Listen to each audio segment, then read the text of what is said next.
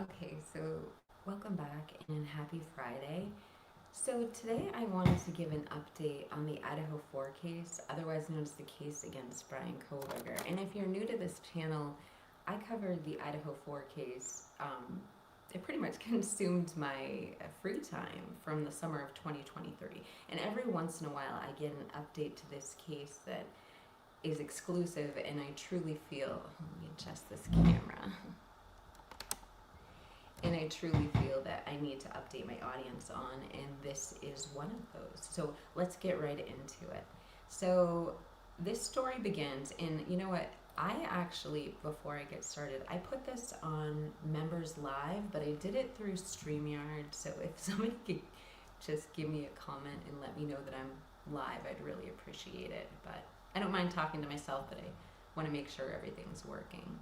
So anyway, let me get right into the story. So 5 days after the crime, police released a map, and it essentially showed the route that Kaylee and Madison took from the grub truck to their home. And there was a reporter for WKRM who actually got in a car with a dash cam and drove the route. Now, during her drive, one of my researchers, Mikey S., spotted what he thought was a camera on the 712 apartment. Now, what's interesting about this camera is it literally faces the open driveway to the 1122 King Road home.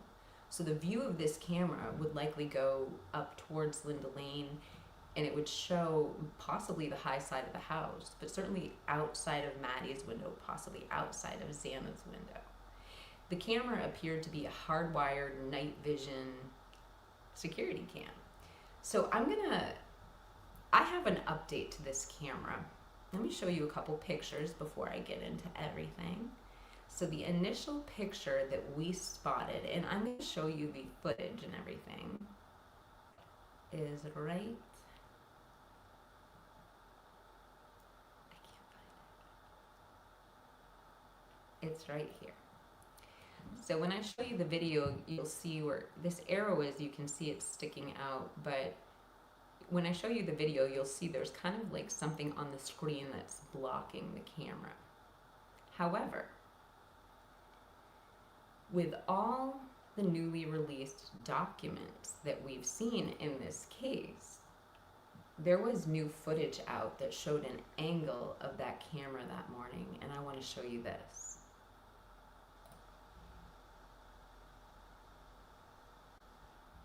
So I don't think there's any doubt anymore that we have a camera on the 712 house. There it is right there. And the interesting part of all of this is we have a screenshot from like 5 days later where the camera had been removed. I also have a screenshot from Fox News Digital showing the owner of that building, the landlord, handing over an information stick or like a zip drive to law enforcement. That was captured by Fox News Digital. I also have information on this specific type of camera. So why am I even talking about this? Because we've heard nothing of this camera. Well, I have a video presentation that kind of breaks it down, but essentially we heard talk in court of a video. And Ann Taylor said that this was a video the prosecution really liked. And when the judge asked, is this a video of the suspect's car? Ann Taylor said, no, it's not a video of the suspect's car. I'm talking about a video.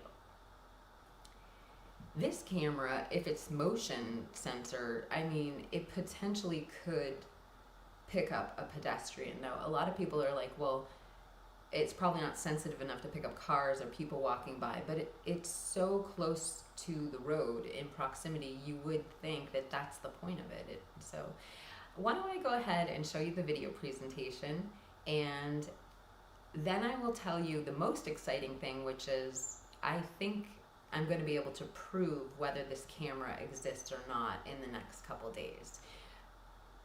I kind of didn't finish one of my thoughts. I just want to go back to really quickly. When it comes to the information that's being released, this just can't be everything. I still have yet to see a lot of the evidence markers and breakdown of some crime scene photographs we've already seen. So my feeling is that some of this stuff will slowly come out, but other forms of this evidence we're going to have to request via FOIA. And so I'll just tell you right now, I have requested, and I have confirmed they got my email, but they haven't provided me anything yet, but I have FOIA requested this camera. And I was very specific about what I'm looking for.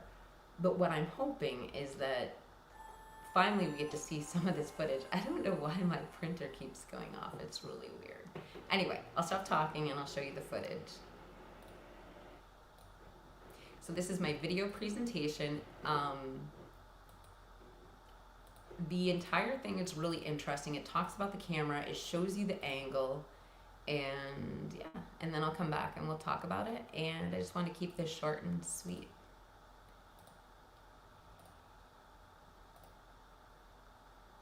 Take myself off the screen.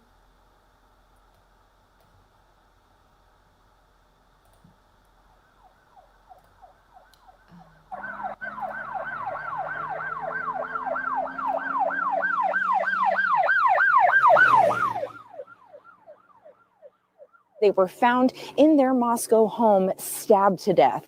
Investigators are hoping the map released today will provide additional tips from the community. The map details the night of Saturday, November 12th into the early hours of Sunday, November 13th. Investigators believe Madison and Kaylee were at the Corner Club on Saturday from 8 p.m. to 1:30 a.m. Sunday.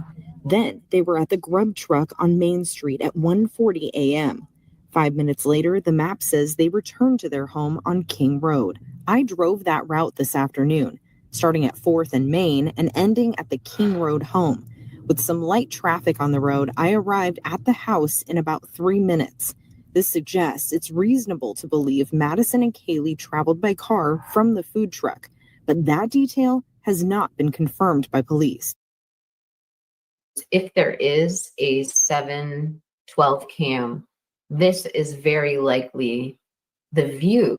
Now, many people have denied that there could be a 7/12 cam. I want to show you a couple pictures that might change your mind, and let's get right into it. In a few short months, we're going to see the trial of Bryan Kohberger, which has been dubbed by many as the trial of the century.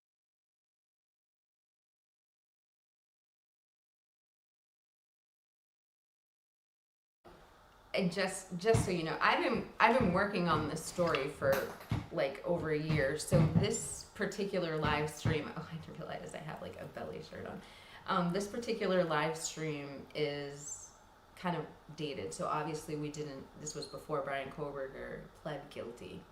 But this was one of the things that we were waiting to see at trial was this 7/12 cam. Anyway, I'll keep going. I just wanted to make sure you understood it was dated.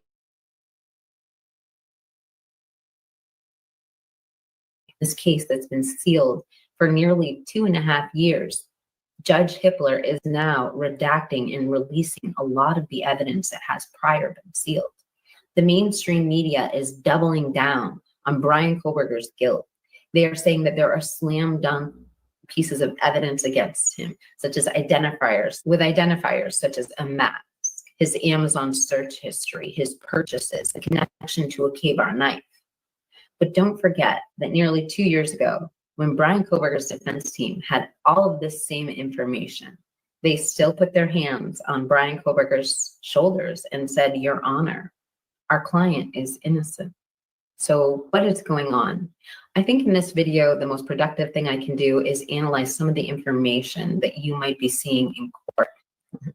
Okay, so the first thing I want to show you is if there is a 7/12 cam, this is very likely the view it would have of the 1122 King Road home.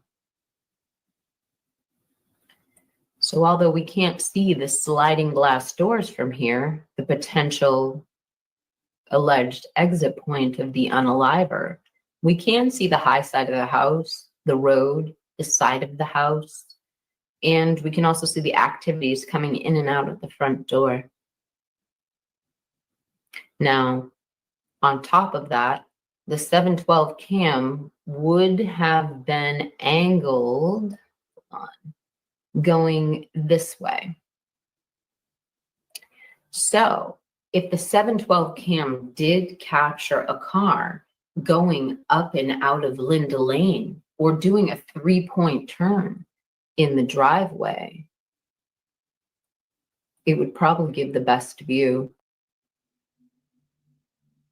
But let me.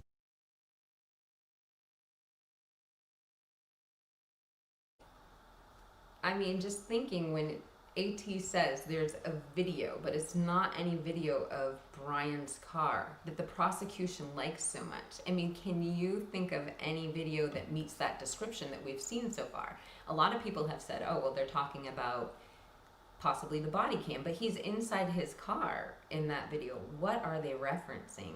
This camera is potentially what they could be talking about. I cannot wait to hear back from MPD. I mean, I wish I could make them go faster. I've spoke to a few other people who have done FOIA requests for, I can't talk straight. I've spoke with a few other people who have done FOIA requests recently, and they said that it's taking a little bit longer than usual. There's been a lot of influx of requests, but yeah, as soon as I get an answer, I will update you guys. I'll keep going. Sorry, I'm just excited to live stream and chatty. Show you something else. Moscow, Nicole Hernandez, Crime 2 News. Moscow police responded to King Road for a call about an unconscious person Sunday afternoon. When police arrived, they found the 4 deceased students inside the home. This morning, the city of Moscow and University of Idaho identified all 4 U of I students. Freshman Ethan Chapin of Conway, Washington, was a member of the Sigma Chi fraternity. Xana Kernodle, a junior from Post Falls, was a member of the Pi Beta Phi sorority. Madison Mogan was a senior from Coeur d'Alene, and Kaylee Gonsalves was a senior from Rathdrum. This is Sunday, November 13th. It highlights locations and approximate times when Kaylee Gonsalves and Madison Mogan were in downtown Moscow, while Ethan Chapin and Xana Kernodle were at the Sigma Chi house. Investigators believe Madison and Kaylee were at the Corner Club on Saturday from 8 p.m. to 1:30 a.m. Sunday. Then they were at the Grub Truck on Main Street at 1:40 a.m. 5 minutes later, the map says they returned to their home on King Road. I drove that route this afternoon, starting at 4th and Main and ending at the King Road home. With some light traffic on the road, I arrived at the house in about 3 minutes. This suggests it's reasonable to believe Madison and Kaylee traveled by car from the... Okay, so look up at the upper left hand of your screen. Right under the black box, you can see the camera. It's going to be more clear as she drives by. I'll slow it down afterwards and replay it. Food truck. But that detail right there has not been...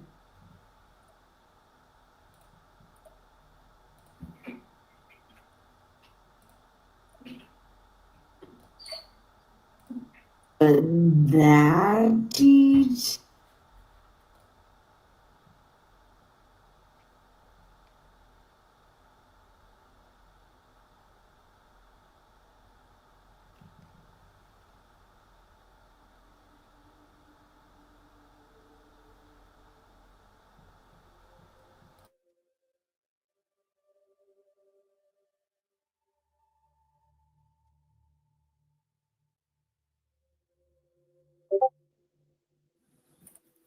I propose that what we're looking at is a camera like this. So my researcher, Real Mikey, who I need to give credit for this story, happens to have some knowledge of these cameras, and he feels that it's a positive identification. Now, if you look at the way that this camera is set up, now this doesn't look like your typical cloud ring cam. This is a hardwired Sirius security camera, and potentially something like this would be stored in a server. And then ultimately there was this picture captured by Fox News Digital showing allegedly the owner of that camera turning over the information stick.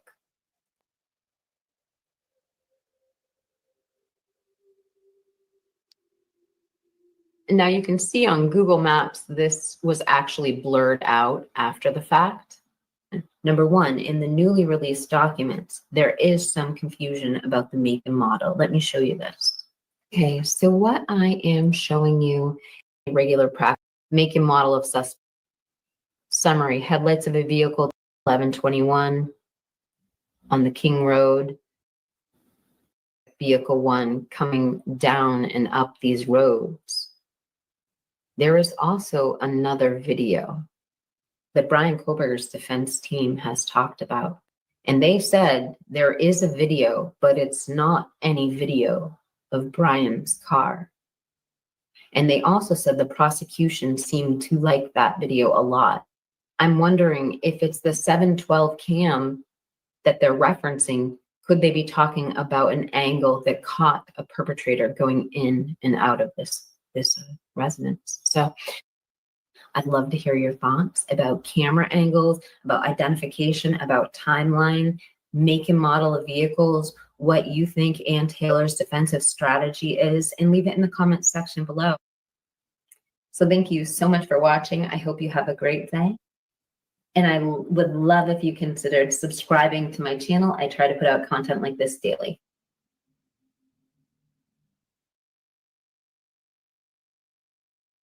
All right, let me take this off the screen. Hold on.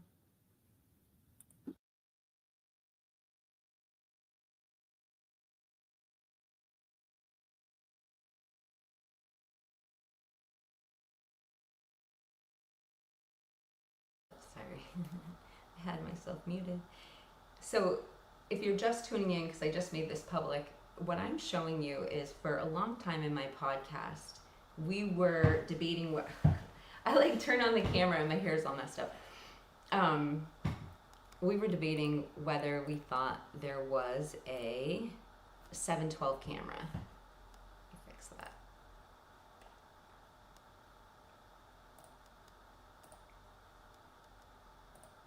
There, okay. And I'll show you the picture because we're wrapping up. I'll just show you the picture that we were going off of for a long time. And it's this one right here. So I just showed a clip of how 5 days after the crime, police had released a map from the grub truck to the 712, to the 1122 King Road home. A reporter from WKRM caught this picture of what appeared to be a hardwired night vision security cam at the 712 house. Well, with the new unredacted footage and everything released, we've seen this, which is pretty solid evidence now there was a camera there, and that's why I put the FOIA request in, and yeah, that's about it. So I hope you guys have a great weekend. I do have a couple other live streams. I don't know how much time I have to actually do any more live streaming this afternoon, but if you go ahead and hit that notification bell, I will be going live. And you know, I am no longer covering the Brian Koberger case. However, because I covered this case for so long, there's so many side stories that like I kind of exclusively covered on this channel. So there are updates that I will occasionally give, and this is definitely one of them. And I just want to say it was kind of spontaneous that we went live, so I just appreciate getting a crowd in my live chat. I don't think anyone probably has their notifications on because I don't really live stream anymore, but that's going to change soon. I appreciate your time. I hope you have a great weekend. And 12 is here too. Thank you so much for being here, you guys. But if you hit that notification bell, I do have live streams coming up. I have a lot of new content, and I'd love to see you. I'd love to see you in the next one. So with that, take it easy, and like I said, hit the notification bell because if I have time, I have 2 more stories I want to put out there. So have a great day. Bye. Thank you.